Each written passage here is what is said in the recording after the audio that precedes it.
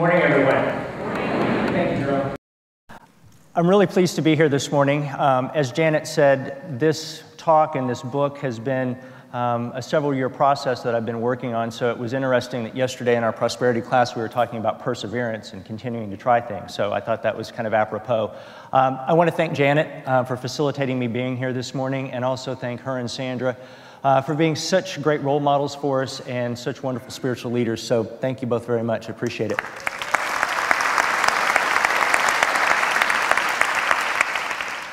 I also have to say thank you to my pit crew, the support team, my wife Jamie and my daughters Marissa and Paige. They serve as my support system, my editors, my cheerleaders, my sounding board, my cattle prod, and oftentimes the proportion of those elements is a little different than what I would really like, but you take what you can get. As Janet mentioned, this book really started in a prosperity class a few years ago. And over the years of being in Unity, I'd heard about the prosperity classes, I'd thought about taking them, but my big but often got in the way. I'd love to take the class, but I'm going to be out of town this week. I'd love to take the class, but I'm really not financially ready to make that commitment. I'd love to take the class, but I've got a lot going on at work and I just don't know if I can do the time commitment. So all of those things, finally, I pushed aside and said, okay, I'm going to take the class. And in doing that and getting into the class, I realized there were two key elements that were very important in making that decision as well as in continuing with the process. And that was commitment and action. In the class, we talk a lot about commitment, about really buying into the process, about going whole hog, about diving in with both feet. The other part of that process that we talk a lot about is action. That if you write a vision statement, it can be the best vision statement in the world, but if you don't ever do anything about it, it doesn't really mean a whole lot. It's pretty prose, but it doesn't help you in any way. And so when I wrote in my vision statement, I'm so happy and grateful that I'm a world-renowned author and speaker, I realized I was going to have to actually do something if I wanted that to come true. And so I thought, well, what can I do right now based on where I am and what I'm doing? And I said, well, if I want to be a writer, I can start writing. And so I did that in a manner of speaking. I'm also a runner. And so when I'm out on my runs, I talk to myself a lot. I talk about myself a lot. I talk about myself to myself a lot. And so I realized that that was the opportunity for me to start doing the writing. So on my runs, I'd contemplate, I'd have ideas, I'd think about things, I'd talk to myself, and I'd get home and I would write those down in a journal. And I'd look at them a couple of days later and take them back out on the run with me and think about them and contemplate them. And so over a course of time, all of this started to come together. The other thing that I realized, though, as I was doing those runs and putting things together was what an apt metaphor for life running really is, and really any performance activity. Because as I was on those runs, I was also preparing to run a marathon, and I knew that I had to do certain things during the runs, certain times, certain distances, to be prepared to do that at the end. And I had faith that that process was going to work. I'd done it before, and I knew that hundreds of thousands of people had followed this same process of planning out, preparing, running, getting more physically fit, and being able to complete something that they really wanted to do. And I started to realize that that's really what life's like as well, in all aspects of life. If we want to perform at our best, we practice it. We get out, we do it, we continually get better. Whether it's singing, whether it's playing a musical instrument, whether it's running, whether it's gardening, anything that we want to get better at, without a plan, we practice it, we perform it, we evaluate how we're doing, and we continue to do it until we continually get better and better, and we move ourselves up whatever goal or process that we want to get to. But then I started to realize that I think the one part of our lives that we don't necessarily do that with a lot is our spirituality. We don't necessarily look at spirituality as being something that we can get better at. We don't look at spirituality as something that we can lay a specific plan out, we can put together processes, practices, exercises, if you will, that we can take with us every day and do when we feel the need to elevate ourselves from a spiritual perspective. And so that's really what the concept or content of the book God Confidence is what are those practices and processes that you can do every day in various situations that will help you establish a more confident way of living, that will empower you to live confidently, that will provide you with the tools to integrate really spirituality in every part of your being. Because as I was running, I realized the running had to be integrated in every part of my being. I had to eat properly, I had to sleep properly. All of those things came into running. It wasn't just going out and running, it was all aspects of life. And the same thing is true of my spirituality. If I looked at spirituality simply as coming to church on Sunday night, or on Sunday morning and maybe Wednesday night, I realized from a running perspective, I wouldn't be able to run a marathon if I just ran on Wednesday night and Sunday morning. I had to do more. And so the same thing is true of spirituality. And so the book contains a lot of different practices and processes integrate into your daily life to help expand the spiritual perspective. And I'd like to talk about one of those this morning because it's one that I've had to work a whole lot with and continually work with. And the reason I have to do that work is people annoy the hell out of me. If you've ever been annoyed by somebody, can I get an amen? Amen. Okay. People, and so when people annoy the hell out of me, I say yes. I say thank you, God, because it's an opportunity. Now, folks are looking at me right now going, okay, Ray, I was with you when you said people annoyed you, but now you're annoying me when you say that I should be thankful for that I should see that as an opportunity. But I want to spend some time this morning and parse that phrase just a little bit so that maybe we think about it from a little different perspective and then talk about some things that maybe we can do to help us really realize the opportunity in annoyance. Annoy the hell out of me. Let's start with the hell. I view that as toxicity within us. Ill feelings, negative attitudes or emotions, stuff that's just burning in there and bubbling around that causes us dis-ease, that causes us disconnection from what our natural state is. Right? We've all heard that the kingdom of heaven is within us, so logically, the yin and yang of things, hell must be in us too. So if I look at it from that context, I would want that out of me. Right? The hell out of me. I want it out of me. I don't want that in me anymore. I don't want that blocking my connection to Spirit. I don't want that to be something that is a predominant feeling or thought or even in the realm of possibility for me. So how do I get it out of me? Annoyance, right? Annoy the hell out of me. So anytime I get annoyed, that's helping the hell get out of me, right? I want it out of me, okay? So I think about it in that context. I like the idea of having the hell annoyed out of me. But what's the process for doing that? Right? I mean, it sounds good.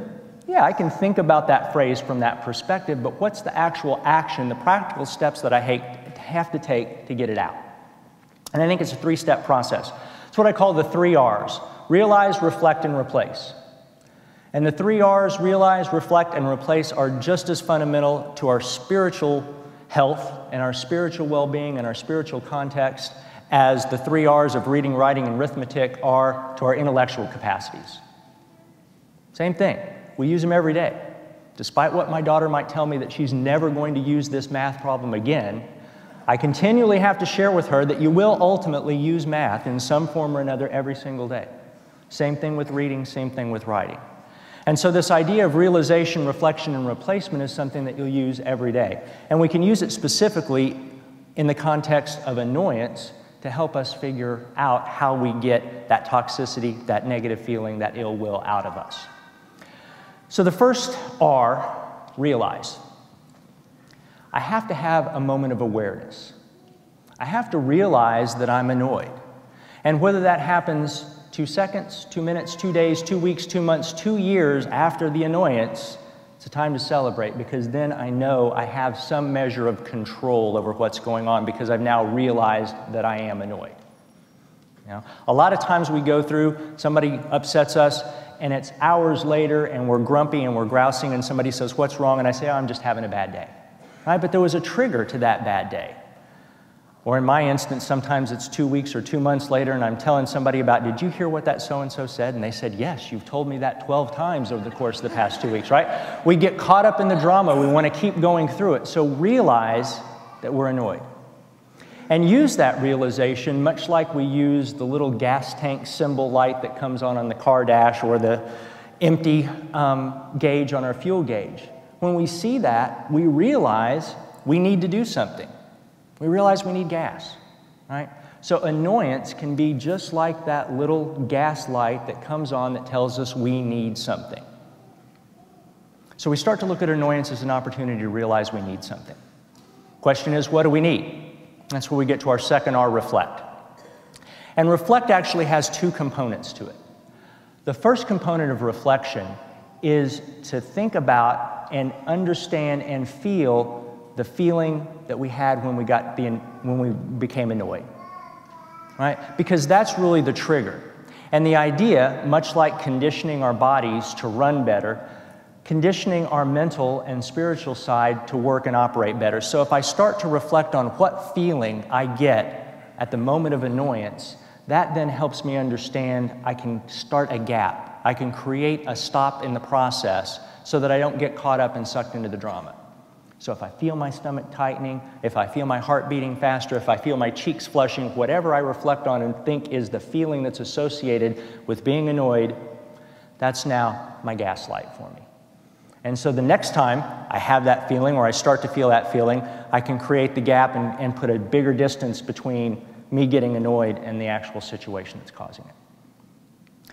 The other element of reflection is what's actually causing the problem. What's the hell, right? Because in most instances, it's not really what somebody did outside that annoyed us. That's a trigger, and in all honesty, it's probably an excuse. Because I think our natural state is harmonious. It's heavenly. It's healthy. It's happy. But we have that dis-ease, that uncomfortable feeling, that negative thought or emotion. It's inside of us. It wants to get out, right? It wants to get out of us because that's not our natural state. So the moment somebody annoys us, here it comes. It bubbles up because it wants to get out. We use that as an excuse. So what we have to do is figure out what that is that's causing the problem. I'm at work, having a meeting. Bobby Braggart pipes up, as he always does, to tell us everything he knows about whatever the situation is. Makes me mad.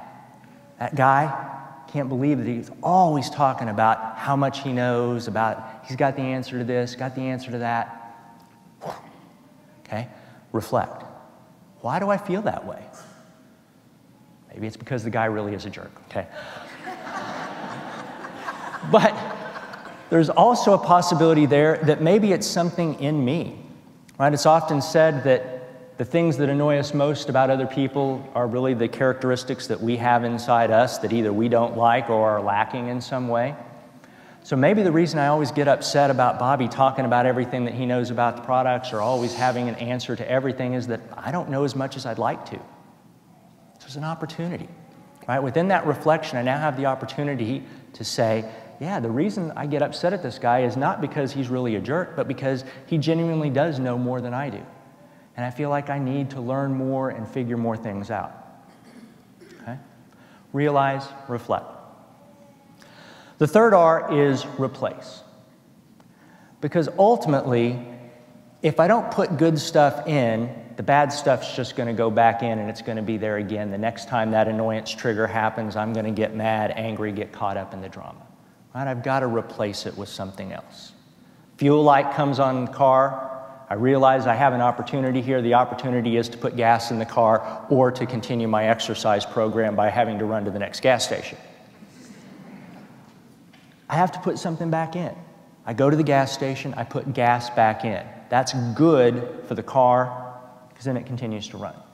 So the same thing is true for us. When we have figured out or have some idea about what it is that's causing the toxicity, the ill feeling within us, we can replace it with something better.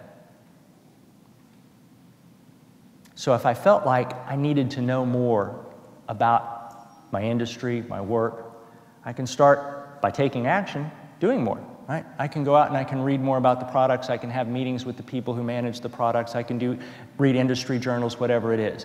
And I can also start replacing that feeling of not being as good, of not having the information, with ones of affirmation. I can say, I know about our products. I'm a trusted resource for the people who come to us with questions about the work that we do. Right? Whatever that affirmation or thought is, I use it as a replacement. So now I've filled my tank, if you will, back up with something more positive so that the next time Bobby Braggart pipes up and says, well, you know, what we really need to do is watch the XYZ widget because if it hits a certain threshold, it's going to break. And I could say, you know what, Bobby's exactly right, and the way you monitor that is by looking at the thingamajigger report. Right? Whatever it happens to be, I've now taken that whole situation that used to make me mad, that used to foul me out for weeks on end, and I've turned it into an opportunity for myself. An opportunity to get better, both at the level of the activity and the circumstance and situation that was annoying me, but also spiritually, right? Because now I feel better about myself. I feel better about the things around me, and I'm less inclined to get caught up in the drama. I'm less inclined to buy into the whole idea of being annoyed and kind of our traditional thought of that phrase, annoy the hell out of me, that yeah, it's just something that's supposed to make me feel grumpy and upset and foul. And I've turned it into something that's beneficial, that's helpful, and that makes me better able to control and manage the situations around me, and makes me better able and more confident in my daily life and in my spirituality. I'll share just a brief story of this process in actual practice. I have a friend who has had a strained relationship with his parents for a number of years. And throughout that relationship, there was, as with any relationship, good times, bad times. But as he got older, he would, talk to his parents about different things that was going on in his life, and it was always the same thing. There was always a lot of negativism from them, always a lot of doubt, never a whole lot of support. My friend would buy a new car, he'd go to his parents and go, wow, I just got this great new car. His parents would say, thing's a lemon. Those things, engines don't work on it. People continually have problems with it. I've heard about all these transmission problems. You should have gotten this car instead. Well, I didn't get that car. I got this car. It's my car. I'm an adult. I can do what I want. Right? Fight starts. Drama builds up off of it. Goes to them and says, hey, I took this new job at work. Why'd you do that? It doesn't pay enough money. You're never going to get ahead. There's no room for promotion in an area like that. Argument starts, drama starts, he gets sucked into it. And so we started to have a conversation about how he could manage that, how he could do things differently, because he knew at a very basic level that that wasn't a healthy relationship. He understood that, and he knew also that there was some measure of control that he could have over that. So I said, well, let's do the 3 R's. Let's start working through it. First thing you need to do is you need to realize you're getting sucked into their drama. Right? And he did, but it was always a couple of weeks after they'd gone through some back and forth, some fighting, some period of not talking, that he finally realized it. And so we talked about, okay, how do you feel when that happens? When they fire that first salvo that says you shouldn't have done that, how does that make you feel? I feel tight in my stomach, angry. I feel like I want to just say something back to them as quickly as I can to respond, that I have to defend myself. I said, okay. Next time you feel that feeling, just take a breath, let it stop, provide yourself a gap, let it go, okay? Then I said, we need to start thinking about what's really causing that, because it's not them doing that. They've done that your entire life. And they're doing that from their perspective, from a perspective of love, right? They love you. They're trying to help and do better and help you do better. They just don't express it in the way that you'd like them to express it, and probably not the most skillful way. But that's what you have to deal with. So what's really there? And as he thought back to his childhood and said, you know what? There's resentment there. I'm angry at them and resentful of them for putting a lot of stuff on me as a kid. Had a younger sibling, and we were the very definition of latchkey children. Parents were both working all the time. We'd go home. I felt responsible to take care of my sibling. When my parents would come home, they'd tell us about how hard they worked, about how hard the world was in general, about how unfair it was, about how everybody was out to get you, and so you had to really take what you got, keep it. And so he said, I don't like that feeling. And so what he started thinking about and talking about was, I need to forgive them.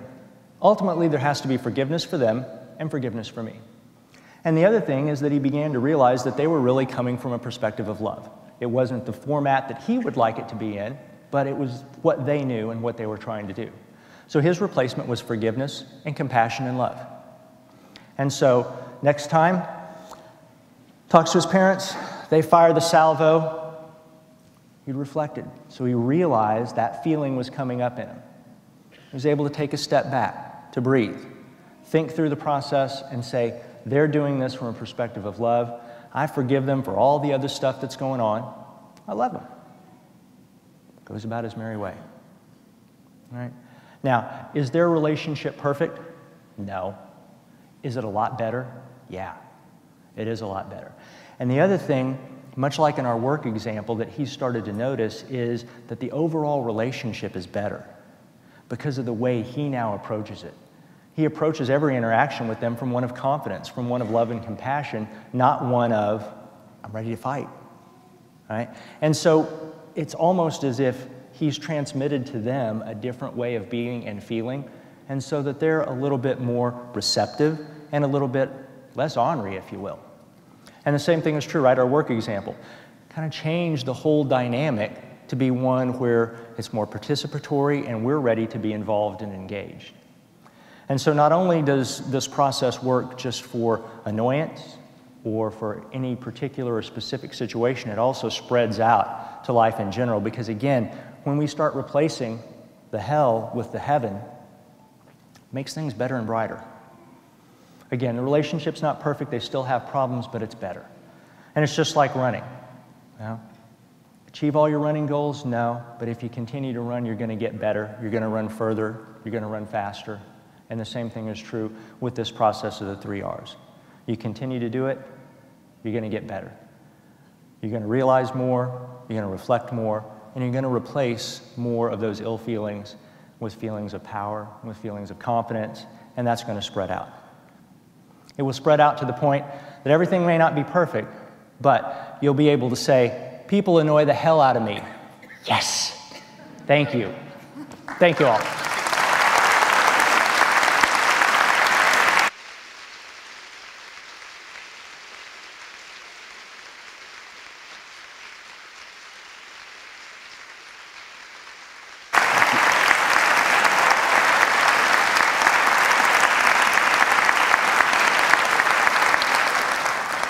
Thank you. Let's take that energy and that feeling and that heaven that's in us into meditation.